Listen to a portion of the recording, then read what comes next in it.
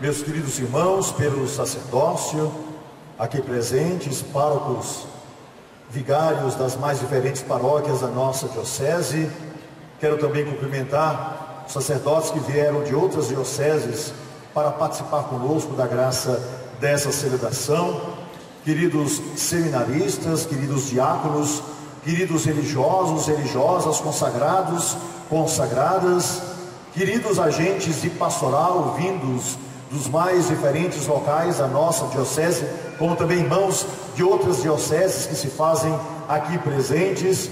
Desejo também cumprimentar de um modo especial os queridos jovens que vieram participar desse 30º Congresso da Juventude Católica da nossa diocese. Cumprimento ainda o senhor prefeito Pedro Gil, que se faz presente, o deputado Hugo Leal, e na figura dessas duas autoridades, todas as demais autoridades aqui presentes, civis, como também militares. Quero cumprimentar também os irmãos que nos acompanham pela internet, enfim, todos aqueles, todos vocês e tantos outros que num só coração celebra conosco a presença de Jesus Cristo em nosso meio.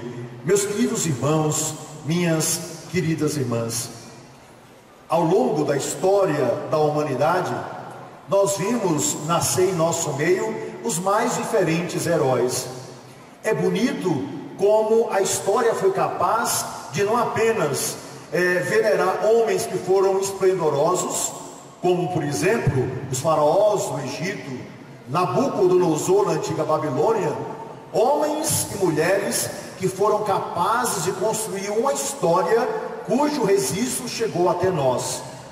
Porém, também as culturas locais e a cultura mundial reservou para nós grandes heróis.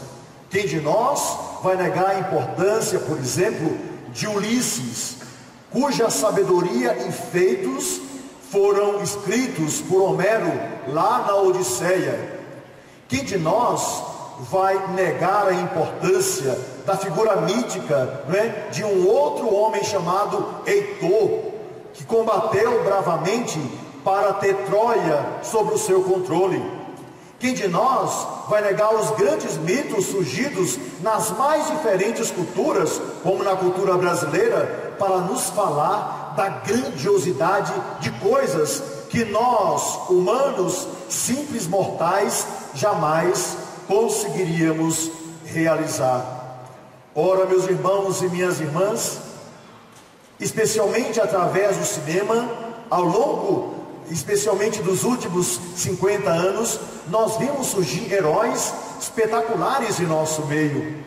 Ora, bastava falar, por exemplo, de Superman, basta falar da Mulher Maravilha, basta falar do Lanterna Verde, basta falar de Batman e Robin, basta falar de Nosferatu, basta falar de Jaspion, basta falar dos mais diferentes homens e mulheres que construíram para nós histórias fantasiosas e maravilhosas também.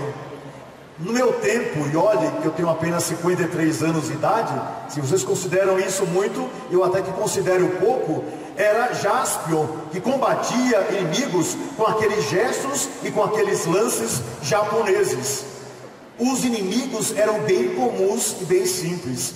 Hoje, Capitão América e tantos outros combatem verdadeiros titãs, homens de aço, imbatíveis, e eles próprios me parecem sempre imortais. Portanto, os heróis estão em nosso meio.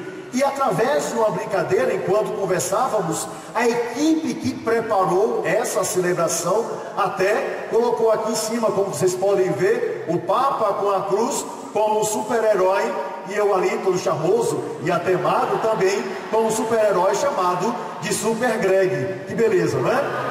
Pois bem, meus irmãos e minhas irmãs,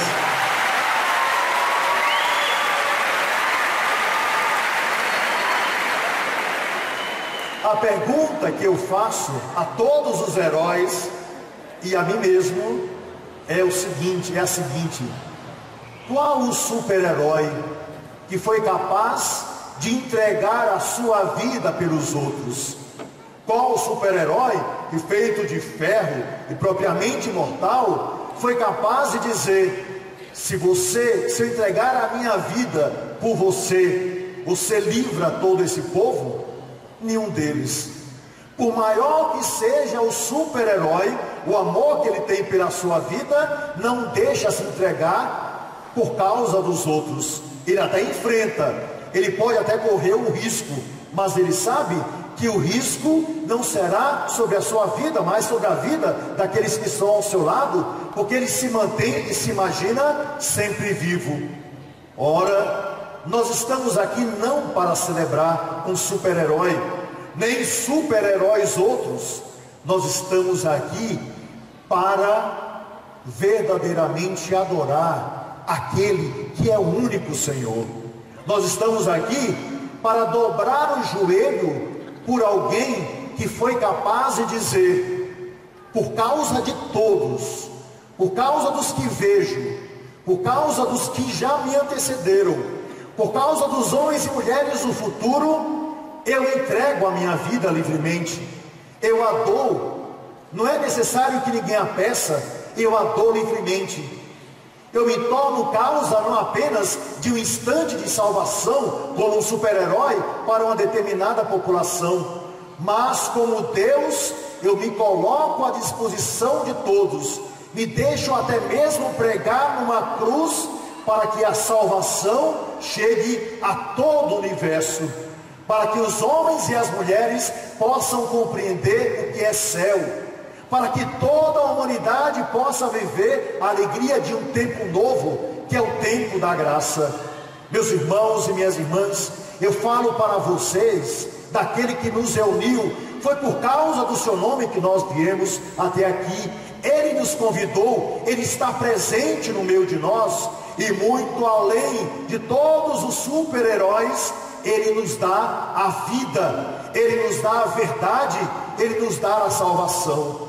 Ora, devemos nos perguntar: e nós, como podemos, como cristãos, viver o heroísmo do nosso batismo, como nós ouvimos na primeira leitura? Como cristãos, podemos viver a graça de saber que nós temos sobre a nossa vida um único Senhor, como nos abraçamos pela segunda leitura? Como viver esse amor que transforma, que dá vida, porque Ele já nos mostrou como nós devemos amar. Ora, meus irmãos e minhas irmãs, queridos jovens, o heroísmo que o Senhor deseja de cada um de nós é muito mais simples do que aquele heroísmo que nós temos sobre o nosso controle, sobre a nossa mão. Afinal de contas, a gente liga e desliga pelo controle remoto o herói que está ali na televisão, e até podemos não gostar de alguns, porém, diariamente, não dá para desligar o compromisso cristão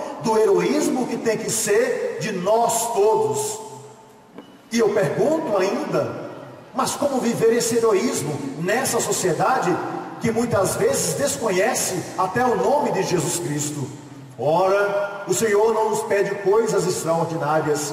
Viver o heroísmo significa ter a capacidade de amar o outro como o próprio Jesus nos amou. Ser herói significa não guardar mágoas no coração, ter a capacidade de respeitar o irmão que está ao nosso lado, ter a capacidade de alimentar aquele que passa fome.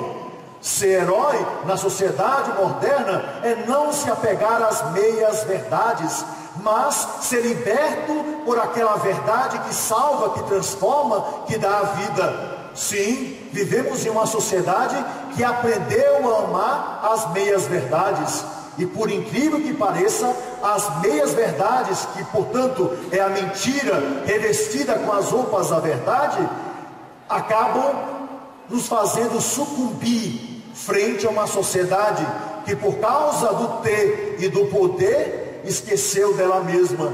E qual é o resultado? Não precisa ir longe.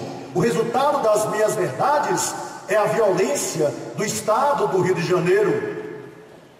As meias verdades está na corrupção que invadiu todos os âmbitos da sociedade brasileira. As meias-verdades está quando nós não respeitamos as situações mínimas. As meias-verdades está quando nós criticamos o outro por errar, mas quando agimos da mesma forma. As meias-verdades está quando, usando o nome de Jesus como aquele que é nosso Senhor, nós utilizamos dos nossos lábios e da nossa palavra para atingir e para macular a vida dos irmãos. Resultado, o Senhor nos pede uma atitude nova. O Senhor nos pede o heroísmo do dia a dia. O Senhor nos pede o heroísmo que vem pela simplicidade, pela humildade, pela caridade, daquele que se torna responsável pela transformação de toda a sociedade.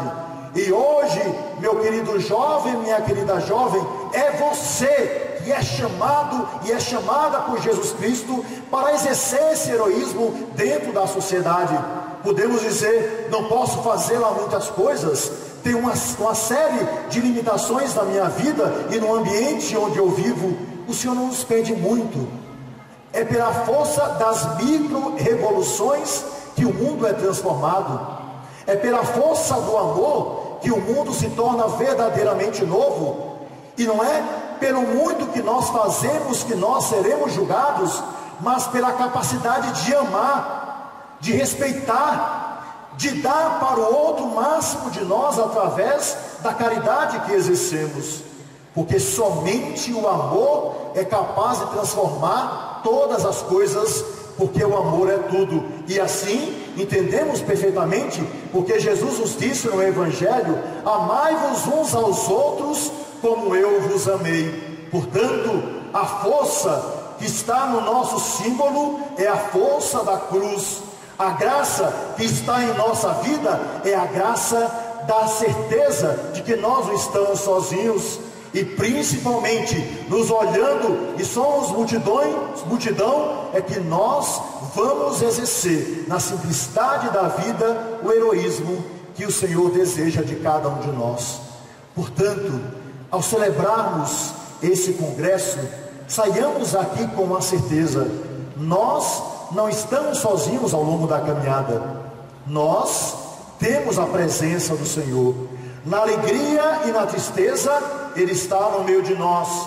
No momento em que nós nos alegramos, Ele está no meio de nós. No momento que estamos cheios de graça, Ele está no meio de nós.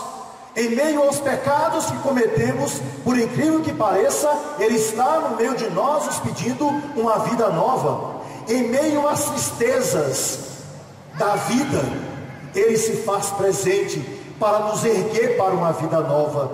Ou seja, em todos os instantes da vida da sociedade e da nossa existência, o Senhor se faz presente como Deus, para que nós, simples mortais, mas com desejo imenso de céu, possamos exercer um heroísmo que transforme a vida de tudo e de todos. Que essa graça, portanto, queridos irmãos, ilumine o nosso coração, e que a certeza da presença do Senhor nos faça, mais do que nunca, como nós estamos meditando pelas conferências nesse congresso, a abraçar a verdade que salva, que é Jesus, a abraçar a vida que queremos, que é Jesus, e abraçar a certeza do caminho que somente Ele pode nos indicar, para que nós cheguemos aonde nós queremos chegar e para onde nós estamos destinados.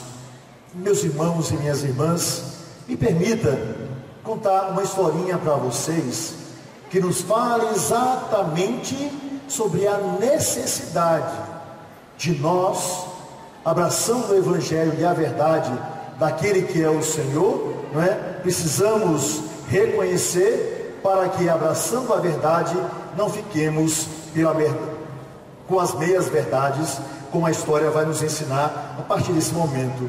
Ela nos diz o seguinte: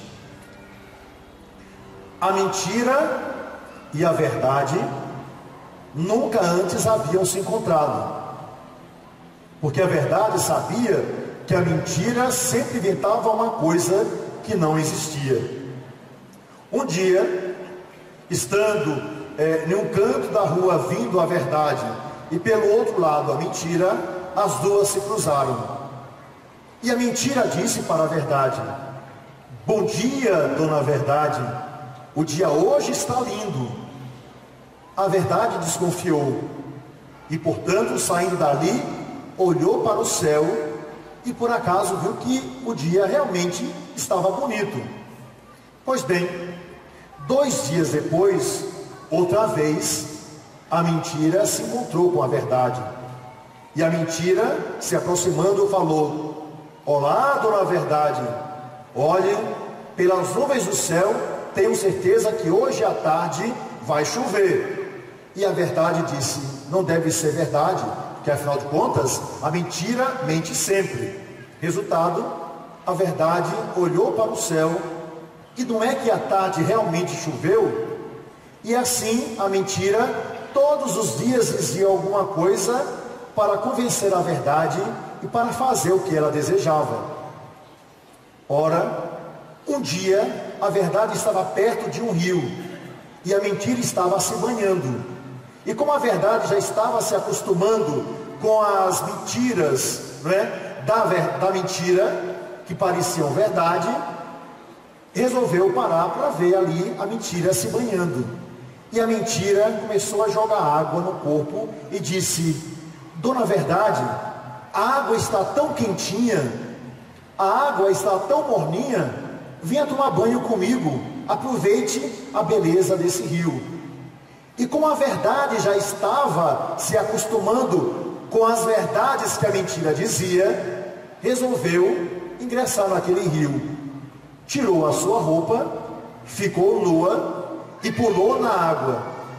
Quando ela pulou na água, a água não estava morna, a água estava extremamente fria. E quando ela levantou do seu mergulho para reclamar com a mentira que ela havia mentido, o que aconteceu? Ela não conseguiu enxergar a mentira ao seu lado. A mentira havia saído e pegou as roupas da verdade e se vestiu com as roupas da verdade. E a partir daí, sabe o que aconteceu? As pessoas acabaram se acostumando e preferindo a mentira revestida da verdade do que a verdade crua e nua. Meus queridos jovens, o Senhor veio resgatar para nós a verdade. Abram os olhos, não podemos acreditar nas meias verdades. Abram os olhos, vejam o que o Evangelho nos ensinou. Não dá para se acostumar com aquilo que não é de Deus. O Senhor hoje nos chama a santidade. E ser santos significa exercer um heroísmo cujo alicerce é a verdade do Evangelho, é Jesus Cristo, é aquele que é o Senhor. E abraçando a verdade e abandonando as meias verdades ou a mentira revestida com as roupas da verdade, nós geraremos santidade para a vida do mundo, completando em nossa vida aquilo que o Senhor nos pediu: sede santos, porque o vosso Pai do céu é santo. Sede santos, porque eu lhes ensinei a santidade. Sede santos, porque se vocês forem santos, o mundo reconhecerá a verdade pelo vosso testemunho e se salvará. E homens e mulheres transformarão a terra e conseguirão o céu. Que essa verdade inunde o nosso coração e que esse desejo nos faça viver verdadeiramente o nosso heroísmo cristão. Que assim seja.